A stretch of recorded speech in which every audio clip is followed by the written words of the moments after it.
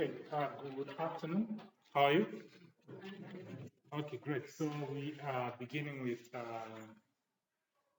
our new topic, which is Principles for Education Development in Zambia. Previously, we had looked at the education reforms, and that is education reforms of 1977, during which our area of focus was to look at the proposals or the recommendations of those reforms. Then we went further to look at the success and the failures and the overall contributions of the 1977 education reforms to the development of the education system in Zambia. Okay. Maybe just in one word, what were the major contributions? What were the major success or the failures? Anyone who can come up with the answers to those questions? Can you cite any success, any failure?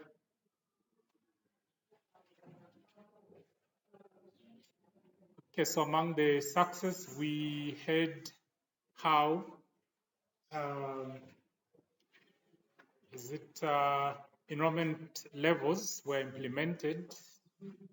Those high enrollments because the government decided to do the is it sensitization door-to-door campaign to ensure that everyone was supposed to be in school was registered, among other. Yes, Mr. Wisdom. Just speak loudly. It's also mentioned the introduction of ODL, which was called correspondence. Okay, great. They reformed teacher training at the University of Zambia in order to have as many teachers as possible, isn't it? Okay, any other success? Speak loudly. More schools were built. More schools. Okay, the government invested some more resources in infrastructure development. Yes, sir, you can speak loudly. We also noticed that there was a review of the curriculum. Okay, great. Curriculum was reviewed so that it reflects the interests of the local people. Is that end up? Yes, sir. Yeah, there was also a recommendation of the production units in the schools so that the learners could have the skills. Okay, great. Introduction of, is it production units in schools so that it can be able to provide skills development on the part of the learners. Any failures? What could have led to some of the failures? Anyone with? Okay, among the failures, yes, Mr. Wisdom. What we learned was that some of the parents objected to the working and learning choice. Okay, great. Some parents objected to learning. Work start policy, isn't it? They were of the view that since they're taking their children to school, they wanted them to concentrate on academics only rather than subjecting learners to is it activities which can be described as hard labor, because they thought they were preparing. The reason they were taking their children to school is for them to have white collar jobs as opposed to preparing them for manual or hard labor, okay, which was associated with some of the skills which the learners were acquiring. Okay, all right, enough of that. We proceed to the topic for the day. As you can see on your, is it on your screen or board?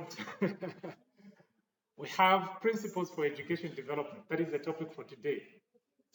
The objectives for this particular topic is, of course, understanding the principles for education development, and then identifying what are these, identifying each of the principles considered to be the principle for education development in Zambia. After identifying them, then we explain or we discuss what each particular principle is, At the same time, demonstrating the contribution which each particular principle makes towards the development of our education system. So those are the objectives that we have in this particular lesson. And on the probably with the first objective, we've said trying to discuss the concept of principle. We would call these as guidelines or regulations. Principles for education development are guidelines or probably regulations which provides the direction in terms of how the education system in Zambia should be. Okay. These principles tend to guide in terms of policy formulation. They tend to guide in terms of decision making when it comes to issues to do with education. They have been guiding principles with regard to the formulation of policies over the years. And in fact, even future policies, all future policies should be formulated and implemented without contradicting what these principles implies. Okay, so that is what our interest will be for today. It is on record that these principles were formulated as early as 1990, probably towards 1991. For those of you who are familiar with the Zambian history, that is a period of transition from the one-party state or one-party government to a multi-party politics, which in turn the new policies which the new government came up with in terms of democracy, in terms of liberalization, in terms of allowing players to take part in issues of governance. Okay, that they wanted that also to reflect on the education system, and that becomes the basis for these particular principles. But at the same time, we have to make mention that we cannot entirely give credit to us as a country, isn't it? In terms of that, we discovered these principles, isn't it? Of course, education experts, they had to look at what was happening in other countries, isn't it? How well organized the education system in other countries have been, and then they had to learn from that, and then try to localize those ideas through what was called principles for education development. Okay. So we go to identifying the principles. Which ones are we looking at? There are 7 principles. So the first one we have is decentralization, the principle of decentralization. Second, we look at the principle of liberalization. Third, we look at the principle of quality. Then fourth, we'll go to equity, the principle of equity. And then fifth, we'll go to the principle of equality. Sixth, the principle of partnership. Lastly, seventh, accountability. Okay. So maybe for this particular session, we'll see, maybe we can be able to pick on 3 or 4 of these principles, and then we can be able to conclude on them maybe in the next session that we may have. Okay. All right. So feel free. I know you have some ideas. These are not new concepts. These are things that we're familiar with. Feel free to take part. So begin with the first principle for education development, which is decentralization. From your own understanding, how can you be able to describe what decentralization is and then try to see how is it applied in the education system, and then what benefits do you think this principle can bring towards our education system. So the first part, the first objective is to understand what decentralization is. What is decentralization? Anyone who's free with some ideas on that? Mr. Wisdom? Ms. Thompson? Okay, Mr. Martin? Okay. I think it's the decision making, instead of having the decision being made maybe at the HQ, Okay. it can be done at the local level, maybe at the school level or daily level. Okay, great. Any other? Okay, Mr. Sidney. Can speak loudly, sir. Decentralization is the transfer of authority, power, resources from the higher level to the lower level organ. Okay, great. So, great for that contribution. We've had decentralization has to do with devolution of power from the center to the local level, so that is easy. So that the decisions which are being made are implemented on a faster pace, as opposed to waiting for the decisions to be made from the central offices, which in turn may delay the process of implementation of those decisions which have been made. Okay, so that is one of the principles which is guiding our education system. The education system in Zambia is decentralized, okay, for the purpose of ensuring that decisions, is it first of all, authority or power is given to the local levels, especially where those decisions will require immediate implementation, okay, rather than waiting for, is it Ms. Thompson that said the HQ, the headquarters, isn't it? For them to make decisions, and by the time they'll find time to sit and deliberate, if there was something which needed immediate attention at a school level or at a district level, the problem would have escalated, isn't it? So that is how decentralization works. Okay. Now, so we can talk of decentralization at 3 levels: at the national level, and then we can also talk about it. In fact, we look at it from the national level, and then at the institutional level, isn't it? Although there may also be other levels from the national level, provincial level, district level, at the institutional level, isn't it? Okay, so with regard to the definition that we're giving, we're trying to say devolution of power from the headquarters or central offices to the local levels. And as a result of that, the at the national level, the education system has been decentralized to empower provincial offices, to empower district offices, isn't it? So that decisions at the province level are immediately dealt with by the mandated, or the people who have been given that authority to manage or to administer the affairs of education at the provincial level.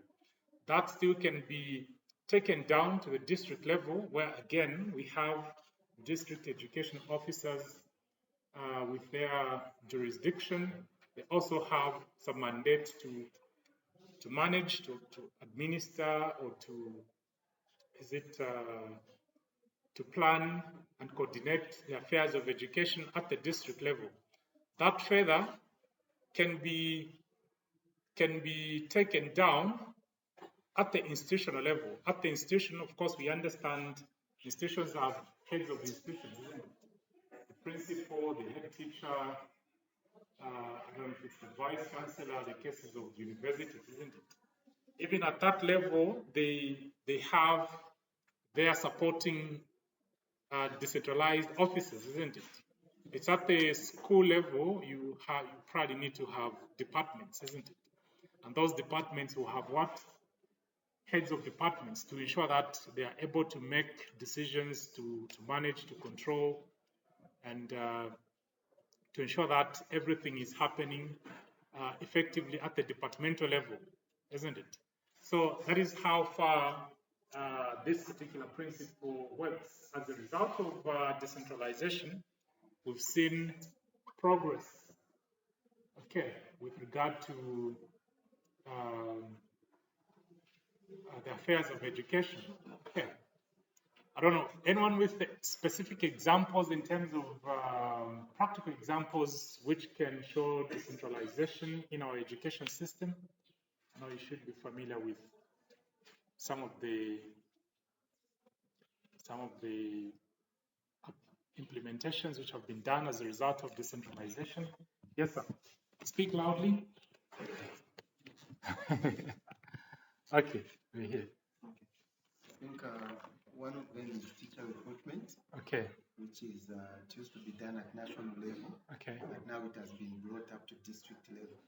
Okay, great. Of course, with the view to, that is one of the examples which have been happening with regard to application of decentralization in the education system in Zambia previously.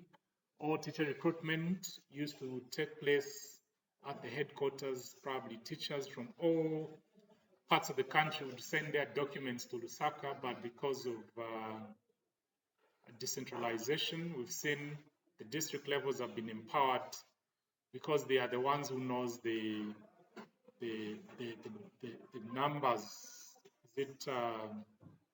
the available spaces in those areas, which subject areas, and how many teachers they would want. So they have taken that. So that is a very a good and practical example of how decentralization is being implemented. Okay. All right. Questions on decentralization? Do you have any question arising from that? All right. We now move on to the second principle, which is liberalization. Another important principle for education development. And then if you look at the time, we're saying that these principles are being introduced to the Zambian education, almost the transition from the one-party system to multi-party politics. So you be able to realize that liberalization coincides with the coming of democratic society in this part of the world, isn't it? So decentralization, democracy, which are the principal freedom. These things, they move together. Okay, they're not contradictory. So what is liberalization? What is liberalization? Anyone with okay, yes, sir, Mr. Simangoro, right? I think this is basically the freedom that was given to individuals who were established in education schools, parents should take advantage to bring their children, not only just the government's funding institution. Okay, great. Thank you for that contribution, Mr. Simangoro. Let's get another view. That is a very good view as well. Just an addition, it can also be described as the relief of certain restrictions in relation to political or economic policies. Okay, good. Any other? All right. I know we have Madam Evelyn is speaking. Madam Esther, you need to make your contributions as well. Okay, we have those two views. Liberalization is about, this principle is about the government inviting, okay, or allowing individuals that is, people like you or me, the government allowing non-governmental organizations, religious bodies, and any other interested party who can be able to set up, to establish their own schools and manage them so that they can supplement government's effort. The government realized it was not easy with the increase in population to provide education to everyone. So they invited private players who have the resources to come on board with regard to providing primary education, secondary, as well as tertiary education. As a result of liberalization, we've seen the increase in terms of private schools or private learning institutions, probably starting from primary, secondary, as well as tertiary level, isn't it? Of what importance? Of what importance is liberalization to the development of the education system? Of course, I heard one comment Mr. Simangola was talking about. This principle makes it possible for parents not to be restricted to take their children only to government schools as it were previously before the introduction of these principles, isn't it?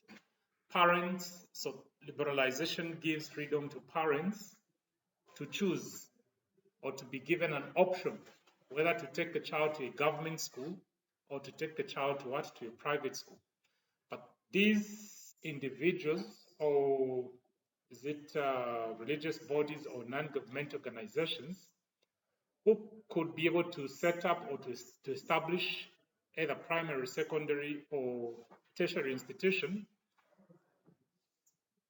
are also required to provide education in line with, okay, the expected standards at the national level, isn't it? They cannot be able to do contradictory to what is recommended as should be happening in the education system. Okay. Apart from that, liberalization brings about competition in the education system, isn't it? And once we have competition, it means that the quality of education can probably be raised up because there will now be competing players who gets who attracts more numbers, okay, and that will require these schools or institutions to put certain standards in place, isn't it? The reason some parents would choose, even if they have a school which is just, just 2 minutes walk from their houses, they would prefer taking the child to a school which is 10 kilometers from their house, isn't it? What are they looking at? Quality, isn't it? They have been given the option. So that is what decentralization, liberalization has brought about. Unless we have questions on that.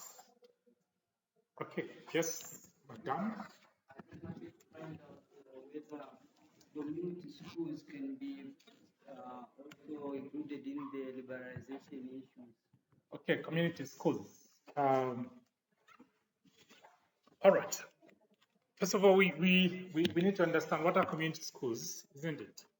Usually the concept, the Zambian concept of what we know as community schools, we thought these were schools established by community members when they've seen that there's a need for education, and usually dependent on what? Dependent on is it voluntary work, and also associated with not having high quality or qualified personnel, isn't it? And usually relying on donations, isn't it? Levels of vulnerability. Okay, fine. It is, though community schools were, the concept of community schools dates back before this. Okay. But with the coming of liberalization, we saw more community schools emerging.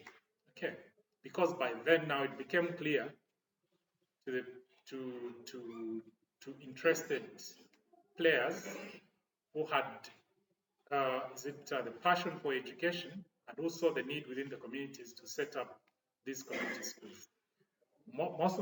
Most of these community schools, depending on the need for education in the areas, some of them have eventually been turned into government schools. Okay, so the whole idea of having a community school is also to supplement the efforts where government may not have been ready at the time to provide education to the learners in that particular area. So that is how most of these community schools emerged. But at the end of it, they contributed to, reduction in high levels of illiteracy in the country. Okay, of course, which could not have been managed if we just left the activity of reducing, or the idea of reducing illiteracy levels to government schools. Thank you so much, Madam, for that question. Okay, Mr. Sidney, you have another question? Is there a question or contribution? Yes. So the making of nutrition centers can equally be attributed to liberalization? Okay, great. Managing of tuition centers. Mr. Wisdom, Mr. Musoni. Where did I get Mine is the question. Yes, on the same. Don't you think it leads to exploitation and monopoly? Okay, great. Because there are some schools where my daughter goes, she pays 10,000 kwacha, and your daughter goes to government school, they're paying nothing. Okay. Don't you think there is that exploitation? Okay, great. Tuition centers, monopoly in the system. Okay. Our education system has been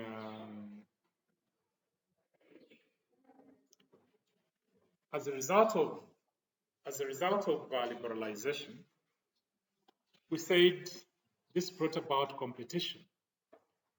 Apart from bringing competition, it also brought about choice, isn't it? It's quite true. There are some schools within this country where children are paying more than what a person who's at the university is paying for a degree. Okay.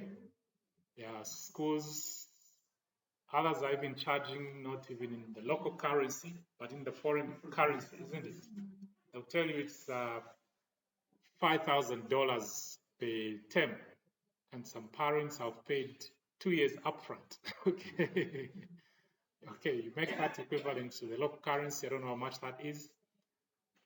To show you, it's over 60,000. Okay, over 70,000. When, on the other hand, some parents are taking their children to free education. Okay. So where is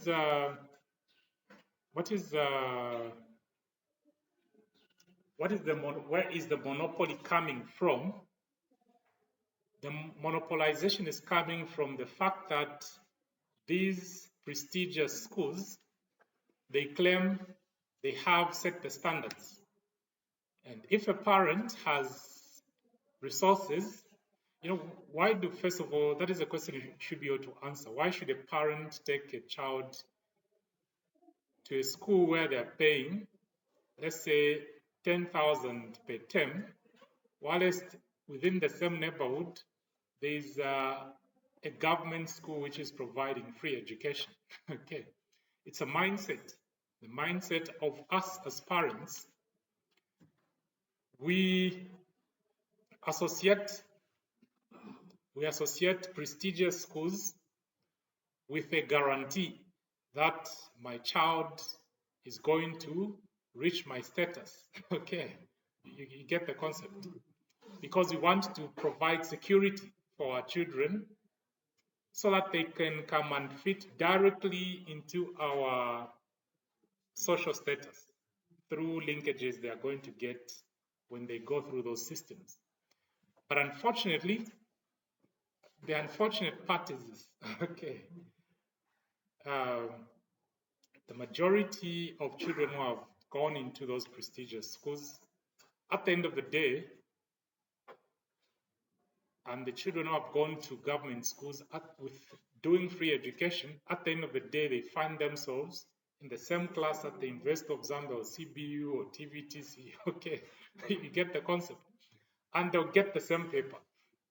Okay.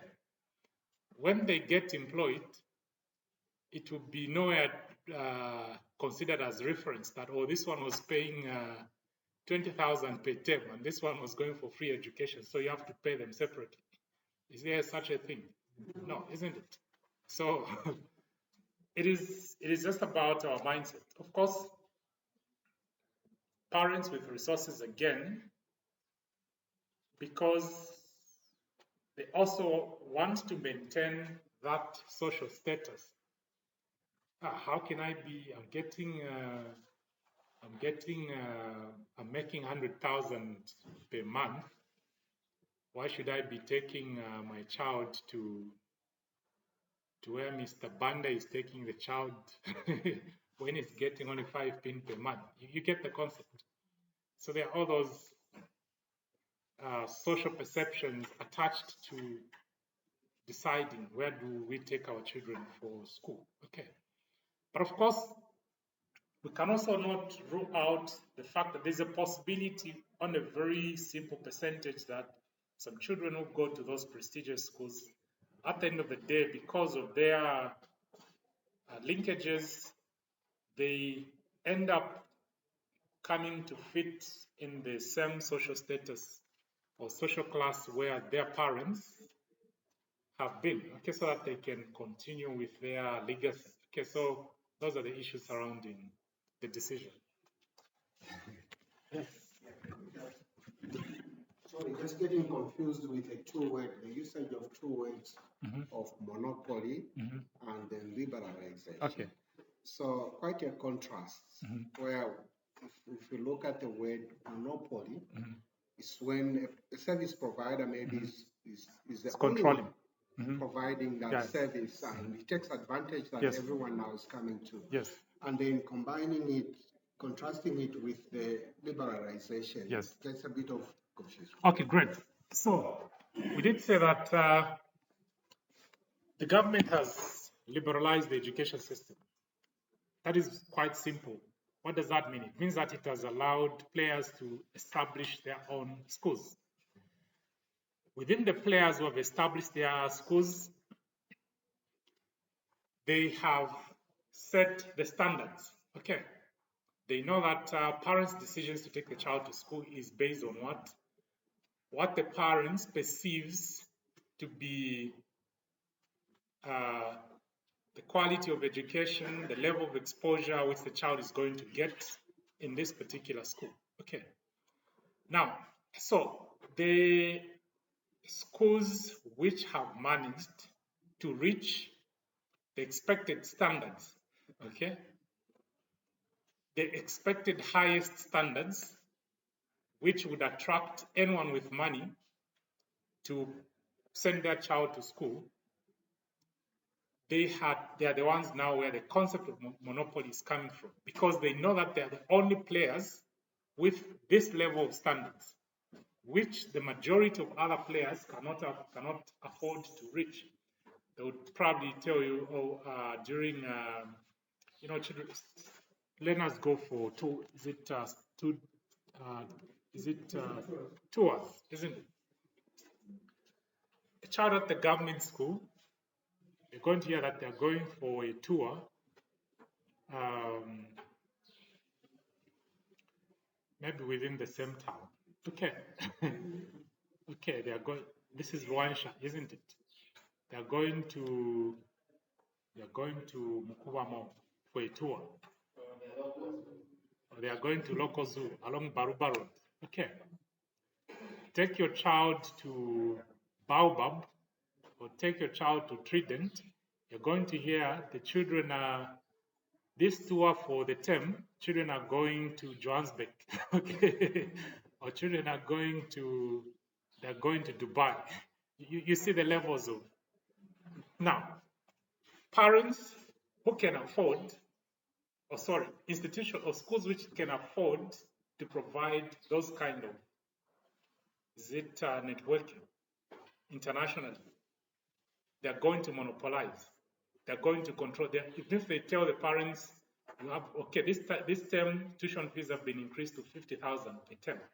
Parents will still what? They're still paying.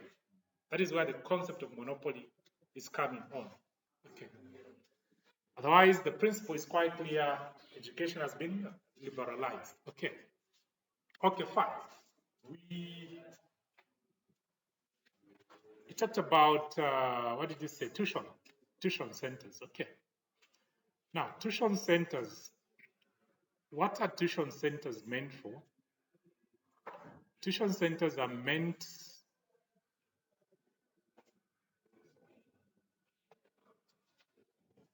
the idea of people going for tuitions. First, we talk about the idea of people going for tuitions. The idea for people going for tuitions is to catch up where they did not understand in the normal classroom. Okay. Before it was tuitions, what teachers are doing in tuition centers was supposed to be done within school. Okay. After class, you need to identify your learners who are behind and tell them, oh, we have some makeup classes, some makeup schedules, some makeup activities. But I don't know if it's teachers who became busy. They became business-minded. They saw an opportunity to make money out of that. Okay. They started what? Attaching a fee because they knew that was extra work and it was going to be done outside the normal duration for work. So they started attaching a fee to that. When they started attaching a fee to that, they commercialized it because the money we were getting from that became so valuable, such that they even stopped going to class, to their normal classes, in preference to attend to tuition centers. Okay. So the government, our system is big. It's not a small system. Okay. The decision makers in the education system realized that was happening. That is what was happening. At some point, they had to ban all teachers were going to be found teaching tuition centers were supposed to be what? To be charged. You get the concept? So at some point, all tuition centers were closed. But the idea is still coming back during this particular time. Still seeing some 1 or 2 tuition centers being opened. But some of the tuition centers have ended up being turned into schools. Okay, I remember one of the tuition centers where my colleagues were going. I will not mention it. This is that tuition center. That is where I'm taking that's where my daughter is going for school. Okay, that is our school now, which has been turned into a school. Okay, so but otherwise, liberalization as a principle has highly contributed to education development because it has given access to the majority of people who could not have managed to find a place in a normal government school, okay, and have opted to go to a private school from primary, secondary, and getting a degree from a private university. And these are people who have become key decision makers in our society. Okay. I think we're done on that, unless there are questions. All right. We do the last one. Good. Still going to see how much we can go. Maybe we can go to it. So, quality, the principle of quality.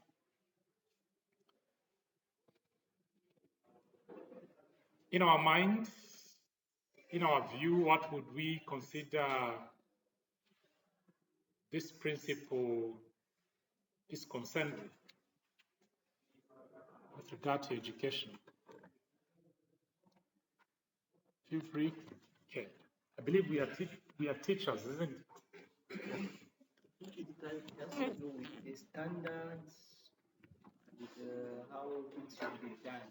Okay. It has to do with standards and how things will be done, can be done. Any other? Yes. That's basically the effectiveness of teachers providing good teaching to the learners and the quality of learning that is provided at a particular school. Okay, great. Okay. So this principle is also quite a very important principle with regard to education.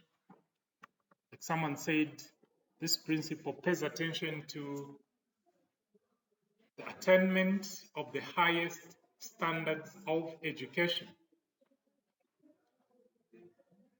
Okay. How it looks at evaluating and analyzing the quality of education which should be provided. Okay. Quality of education. In terms of assessing quality of education, there are so many factors that we can be able to look at in order for us to say that we have quality education. First of all, from the planning aspect. Okay, educational planners should have the expected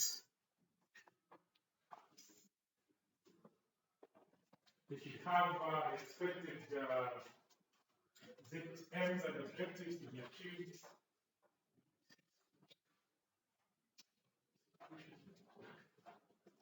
They should have, the education planners should consider, first of all, the educational needs of society, and then from there they will draw the curriculum, they will draw the education aims, they will draw the objectives of what should be taught, isn't it? So in short, there should be an outline to be followed. There should be the content to be covered, which should be described, isn't it? And what it intends to achieve. That is one aspect. The other aspect, or the second aspect that you can look at, is the infrastructure for training, isn't it? Infrastructure needs to be in place for enabling the learners be able to achieve those aims or those objectives which have been defined. Apart from that, you expect qualified teaching personnel, isn't it? Teachers, the people who are going to teach, should be qualified for the content which they are which they are meant to deliver to the learners. Apart from that, you also expect to have teaching and learning materials. They're supposed to be in place. Now, quality of education defines the ranking of the education system in a particular country, isn't it? The quality of education defines how well the country's education system is recognized or not recognized at the international level, isn't it? Now,